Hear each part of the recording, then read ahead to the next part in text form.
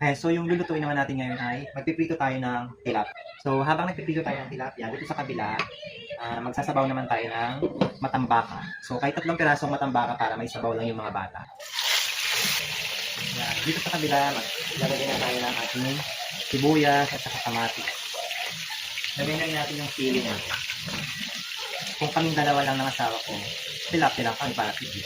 Pero may mga bata kasi kaya kailangan meron kaming kahit 3 piraso may sabaw. Alam mo naman yung mga bata, kailangan nila ng sabaw. Siyempre, hindi lang naman kaya. Pag sabaw-sabaw lang, okay na yun. Solve na yun sila. Pero siyempre, kailangan din nila ng protina. Kasi pag sabaw lang, anong sustansya yun? Wala din nila. So, kailangan may protina din sila nakain. Kaya kahit pa paano, pakakainin pa rin namin ng isla. So, yun. Habang nakasalang pa yan, kaya natin yung kalamansi. Siwain na natin. At mamaya ilagay na natin itong gulay. Yun lang, kalamansi, isda, at saka yung pangalamas natin. Grabe guys, ang mahal ng believing. Grabe ka. Imagine mo, ito lang yun ha. Almost 500.